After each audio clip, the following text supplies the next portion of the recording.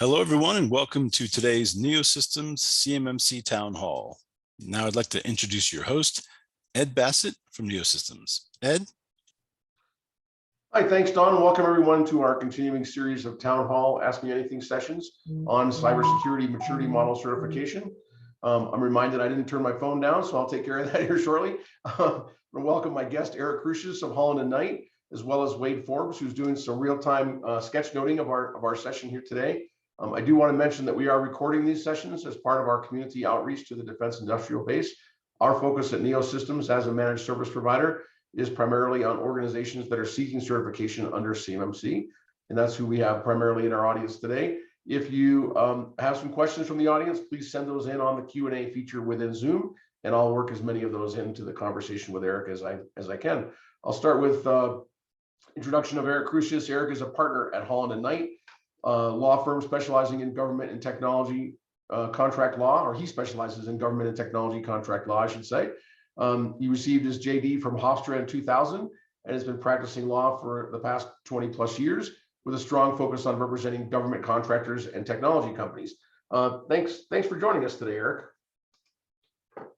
Thanks for having me, Ed. I know what you're all thinking. I look way too young to be practicing law for 20 plus years. Just kidding. Not anymore.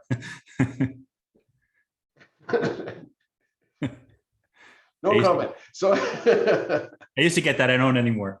Anyway. Certainly look younger than I do. Last time you joined us on this series was when the executive order from the Biden administration on cybersecurity was just released back in May. Since then, we've had a pretty active summer in the cyber world, but CMMC has been somewhat underground. DoD has been conducting internal review. The accreditation body has been working on ecosystem build out with some fairly visible town halls and things, but more around the inside players rather than the organization seeking certification. So I just wanted to, we're going to explore some of those topics today. You and I wrote an opinion piece together for Federal News Network recently, where we discussed some of the benefits that we've already seen from CMMC, tremendous innovation from vendors, forward progress from a lot of DIB members. In my view, and I think yours as well, really tangible improvements in cybersecurity, even though the program is still in its early stages in the start of a rollout. Some industry associations, some of the big industry associations recently signed a joint letter to the DoD making a pretty similar case. Perhaps they were more influential than our meager attempt, I don't know. But have you seen any feedback from the DoD on some of this input that's been coming in from industry? I know they're not ready to make any sort of formal announcement since the review results are still in the works, but have you seen signals from them in recent discussions? I've heard drips and drabs out there, and Ed, thanks for having me also, despite my bad humor. So, the latest, they haven't said anything officially, but what it sounds like to me is that levels 3, 4, and 5 are going to stay the same as they are now for CMMC, and that they're really kind of taking a look at the cost of level 1 for especially small business contractors and subcontractors. And that was one of the cases that we made in our piece, was that this cost is a little bit prohibitive for those small businesses out there. The DIB is already shrinking as it is. This can only accelerate the shrink. And while, but you have to balance that with the fact that these companies do need to have cybersecurity protections in place to protect the government information, even the most basic stuff. So how do you balance the two? I think one of the solutions that we proposed was that, the DoD find some loose change in the proverbial budgetary couch and help pay for contractors, small business contractors, especially to kind of get up to certification. The tack that they may take may be to make level 1, no site visit, or level 1 be not, maybe be a self-attestation, maybe something similar to Spurs that we have right now. And I think that's where we're likely, just based on the drips and drabs I'm hearing, nothing definitive, of course, but I think that's where we're most likely to see the change. I think there's still going to be a requirement for level 1. It's just a matter of whether there'll be a third party reviewing it and where that third party is going to be in person, but failure to abide by a contract clause is going to have the same result. Level 1, the requirements are not much different than what's in the FAR today. So that's So really, I guess the debate then is just about how rigorous is the checkup, right? How rigorous is the verification step? Where today there's no verification step, right? It's just in the FAR, and you're held contractually to it, but nobody's checking on that in a formal way. Right. For the under the FAR at least, DIBCAC is doing audits, for more DFAR 7012 compliance, right? For what would be a CMMC level 3 equivalent. So yeah, it's interesting to see where that goes, and I think there are definitely some room to make that entry point easier, cheaper. Most of the folks we're talking about are interested in level 3, and that's where the conversations have been. But it's true that there's a large number of companies affected by level 1 that maybe don't have to do much of anything on the security side, and they've already got those handful of things in place, but they would have maybe unplanned for expense in terms of the audit itself. Some are saying that CMMC is not here yet, so they're using that maybe as an excuse to take a little bit of a pause. Some have busied themselves with preparation, transformation, kind of the gift of time, right? If we're not in a hurry, then we can maybe go after CMMC in a way that lets us solve some other operational problems and IT problems at the same time, as opposed to having to glue something together quickly that gets us through audit. Might be a little bit of a Band-Aid. So some are seeing it that way. Others are taking more of a wait and see. What are you hearing from the clients you're talking to about their reasoning, either to push ahead or hold back as we've gone through this past 6 months or so? So I have clients who have run the gamut as far as what they're going to do. There are some that are pushing ahead because they think that this is somewhat inevitable, and mostly contractors that are going to seek level 3 and higher. I think they're resigned to the fact that there's going to be some sort of third-party verification of their systems, and there actually is one today. That Spurs clause. If DoD determines it's a medium or high-risk contract, they come in and do an audit of compliance with 800-171, which is roughly the equivalent of a level 3. It's a little bit less, but it's roughly level 3. And then you see some that are just waiting because they don't want to be uncompetitive with their competitors.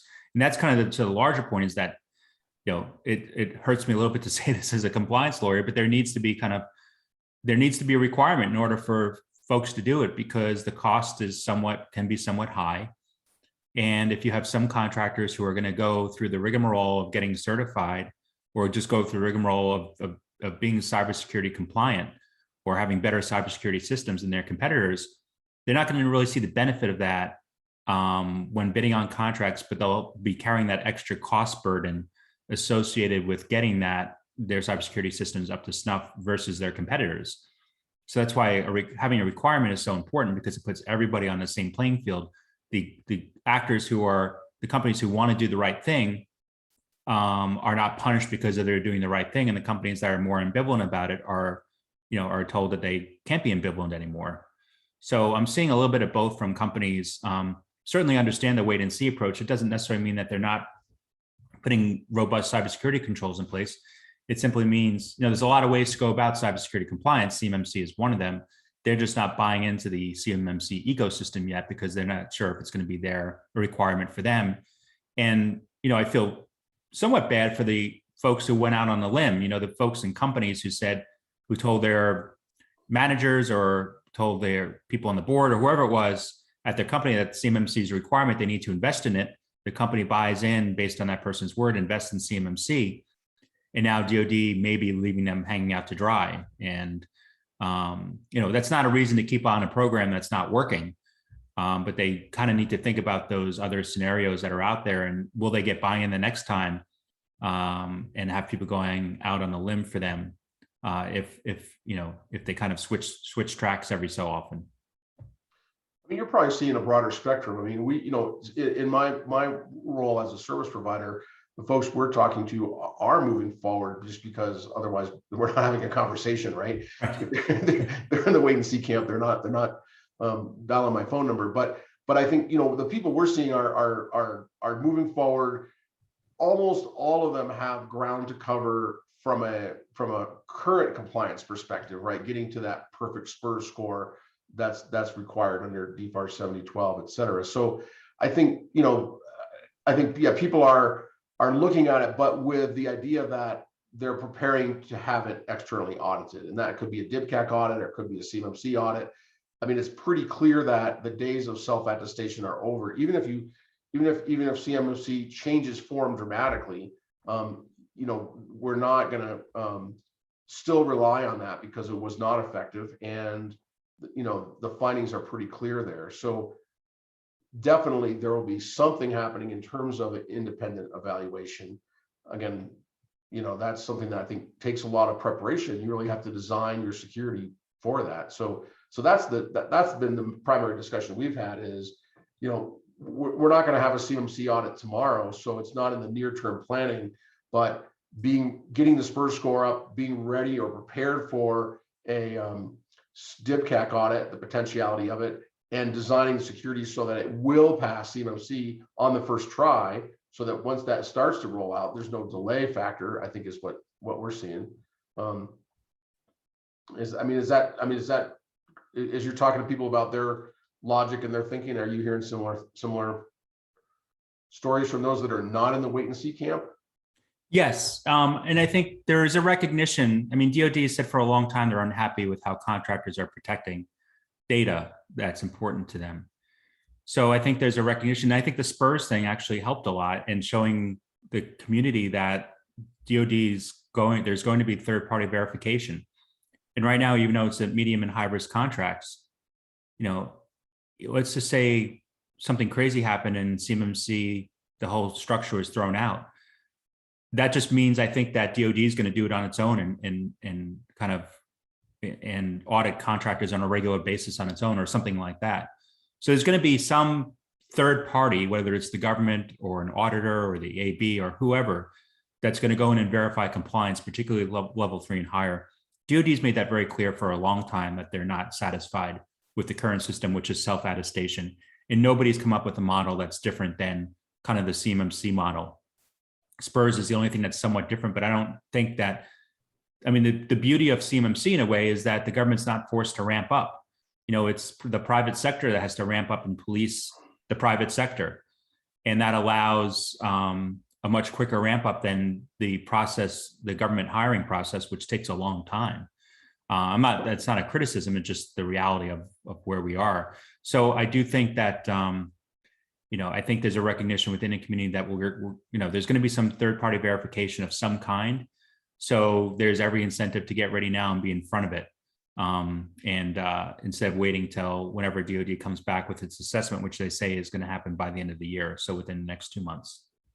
So I think as I summarize, as I've heard from you just now and pretty much everybody I've talked to, the bar is unlikely to go down and enforcement very likely to increase, right? The self-attestation level of enforcement is not adequate, so very likely to increase. As you're looking at it from a sort of regulatory legal perspective, what do you see as the risks for those who are kind of running ahead with gaps and maybe know those gaps or maybe don't know those gaps, but are running ahead with gaps and would not pass an audit if it happened tomorrow? I'm seeing clients kind of address those. I think there are some that are very smart that are kind of taking this extra time that they have and just kind of getting those gaps closed because they know that these gaps are going to have to be closed one way or the other. The model is very similar to things that we've already had to do. I mean, the model relied heavily on 800-171 for level 3 and the FAR clause for level 1. These are things that contractors have already had to done. So closing that gap is imperative.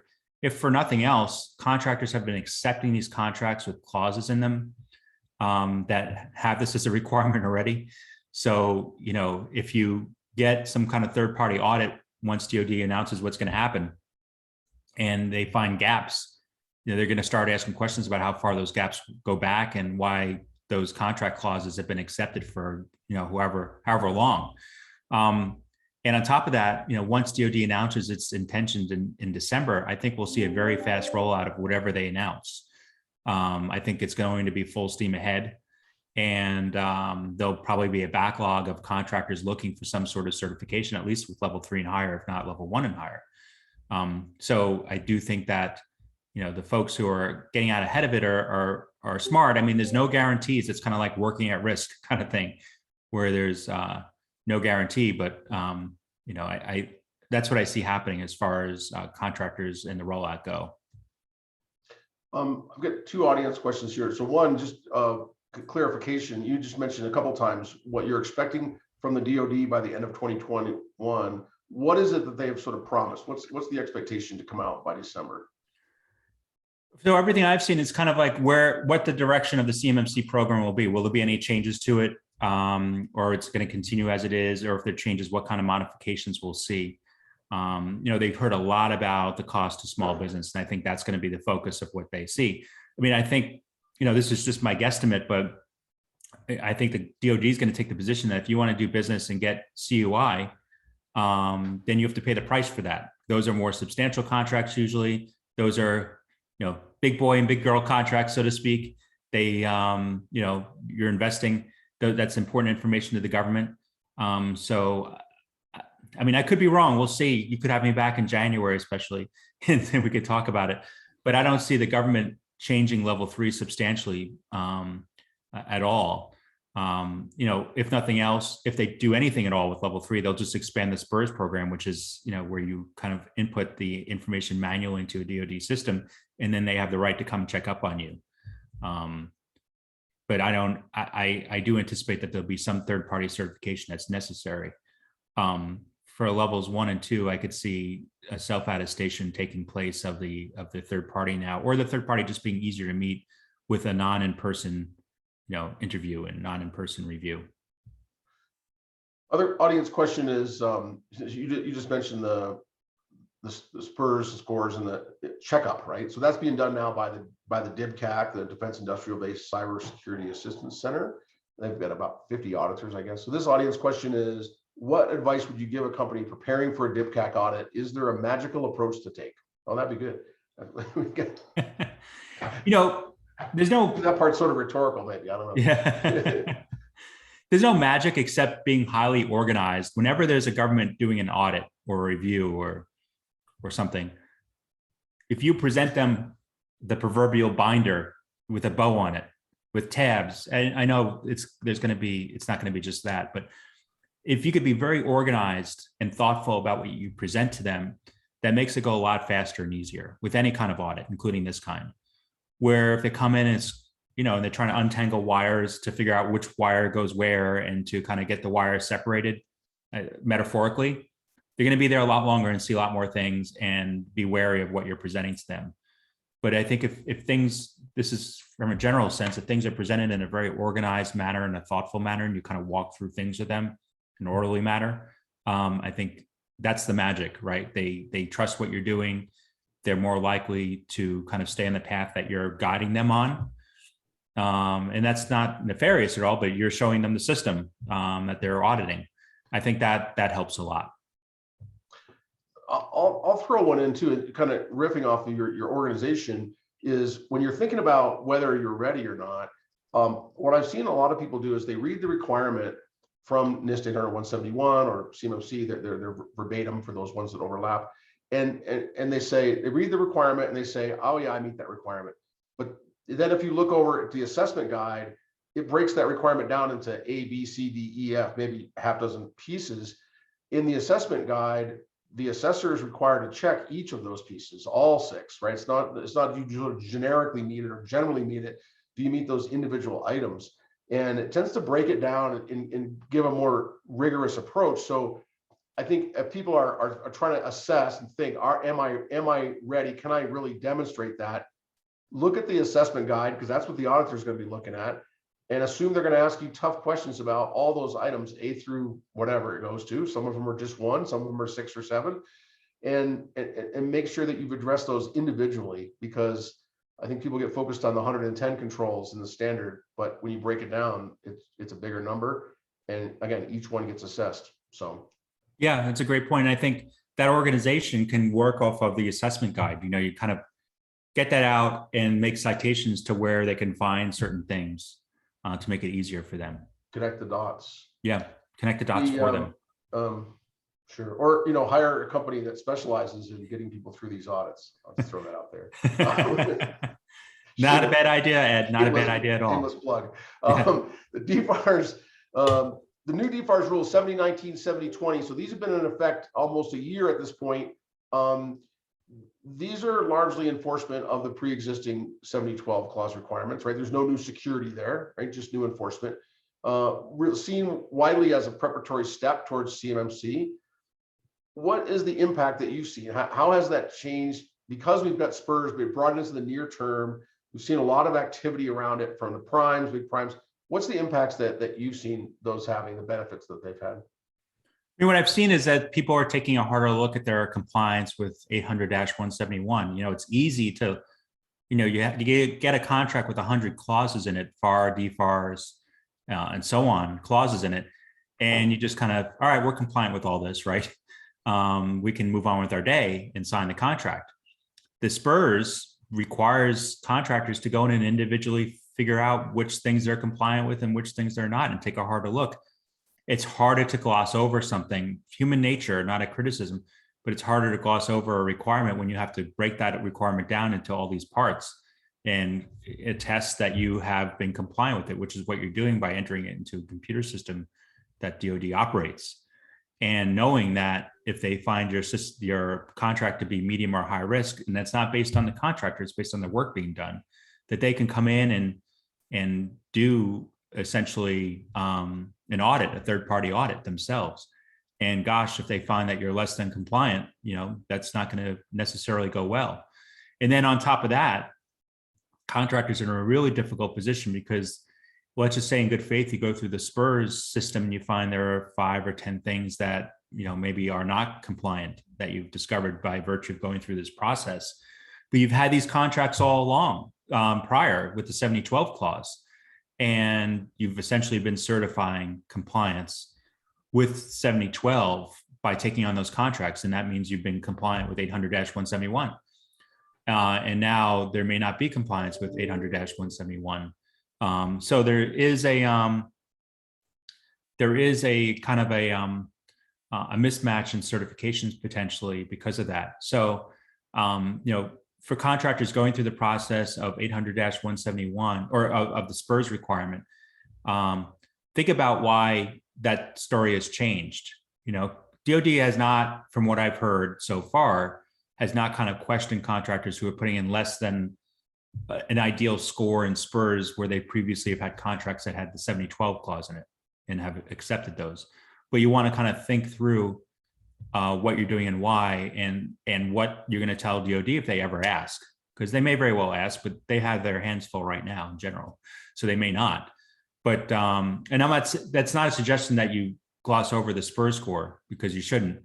That's just a suggestion that to kind of think about how that disconnect, you know, arose and what you can do if you're asked the question. I agree. I think that the Spur score goes to our nature as a species, right? We don't judge, you know, which team played better. We judge which team scored the most touchdowns or the most runs. Like, we're a scorekeeping species, and we like our things done in an objective way. And I think so that asking that question, hey, go through and score yourself on each of these items, is causing people to look at it in a different light, and that's been a good thing. It's exposed some non-compliances people maybe didn't understand at the executive level, right? They felt like, as you say, it's in a long list of compliances and easy to shrug off.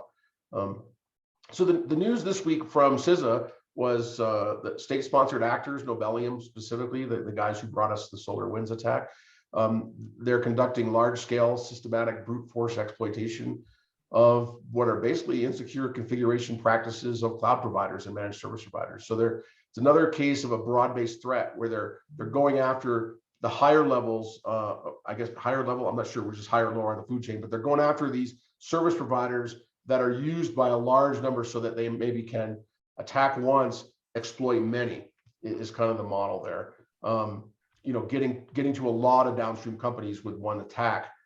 And given that a lot of people in the div, especially the small businesses, rely on these kind of service providers for cloud computing, for managed services, do you see a shift in focus to those service providers? Like, so far, the emphasis with CMMC has been on the end user, if you will, the individual div member. And there's a flow down and all that, but the notion is focused on each company But again, most of these companies are hiring this stuff out. So do you see a shift in focus coming possibly?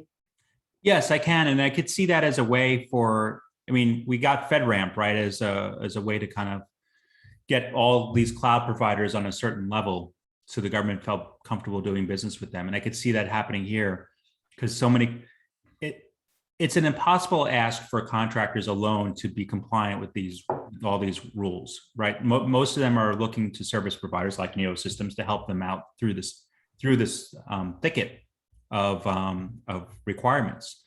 And I think, there was a lot of talk of this early on in the CMMC rollout that a smart thing to do is for DoD to come out and bless some of these service providers that can take up 75 to 90% of the requirements under CMMC or other requirements too. Obviously, there's going to still be a review. You have to review how the like, for instance, NeoSystems system interacts with the contractor system, and there are certain things that only the contractor could do, like physical access and things like that.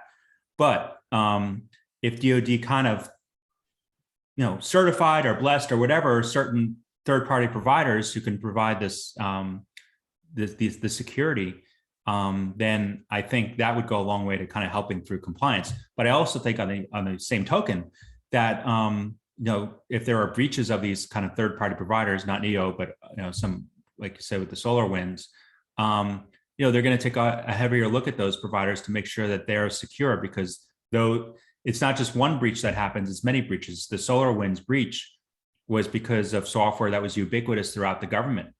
And it was far more damaging than, for instance, the Colonial Pipeline breach, although we heard a lot more about the Colonial Pipeline breach because a lot of people were affected who couldn't get gas, me being one of them. But I never ran out. It was newsworthy, but ultimately the impact of the attack was not as broad, right? Exactly. And from what I understand, there's not a ton of information out there, but that the breach didn't even stop the pipeline. That breach stopped the pipeline from the provider from being able to bill people for the gas. So they didn't want to send out free gas to everybody, which is understandable. And that was part of the slowdown. As systems get like Microsoft Exchange, get more ubiquitous out the government, I think there's gonna be a lot more attention paid to those systems. And I think that's the whole idea behind Biden's executive order on software that was rolled out over the summer, and it's continuing to roll out. We see a renewed focus on software because software has become the backbone of what the government's doing, especially because there is software that just is such a wide breadth of the contracts. We're on break, coming back in 2 minutes. Hold on a second. Somebody else started talking on my computer. I had Microsoft Teams open for something else. So, I mean, the message, from Nobelium specifically, right, these threat actors is clear, right? They're not waiting for the DoD to release their CMMC findings. They're coming after us today. And, they ultimately have a vested interest in sort of holding us back and delaying these efforts. I know you have a hard stop at the bottom of the hour, so I'm gonna cut to kind of a closing question, give you a couple minutes to wrap up this discussion today. What's your advice to those in the audience? I'm assuming people that are in the audience are those who aren't taking the wait and see. That's why they're here. They want to choose wisely on priority. They want to choose wisely on pace. And they want to choose wisely on funding for their cybersecurity and compliance efforts. So knowing that we have some news coming, but we also know kind of in the general direction where this is heading, what are today's smartest actions? What should people be doing right now, next couple of months, while we're waiting for this news flash from the DoD? I think we know what the requirement's going to be, right? The model, there's no rumor that the model is changing, although anything is possible in life, of course. So I think the smart play is to kind of get up to snuff so you're compliant with the requirements levels 1 through 5. The only difference that we're hearing about is whether there'll be a third party to come in and verify compliance, but compliance will be required either way. So use this kind of quote unquote quiet time where the hackers are not resting either, as you said, Ed, to kind of be compliant, because compliance will be required. It's just a matter of what the method will be to check up on that compliance. And I think it's given us time to think of this not as a checklist, right? If we had to face an audit, or we wouldn't be able to bid a contract in 6 months, 18 months, we'd have to move into compliance first mode. We have to, right? Right. Got a timeline. this is the gift of time to think about effectiveness. What's the right thing to do? What's the right thing to keep Novellium out of our systems and other things? And let compliance be an outcome that happens when we're ready, when it's ready, when the DoD is ready. Absolutely. Thanks very much, Eric. Appreciate the insights. Thanks to the audience for joining us today. Please do join us for future town hall sessions. We're going to have a session next Wednesday, November 3rd. The week after that, November 10th, we're going to take a break because Veterans Day is that week. So November 3rd, 1 p.m. Eastern, our regular time. Come back and join us. If you need details on that, please go to our website, neosystemscorp.com. Thank you very much, everybody. Thank you.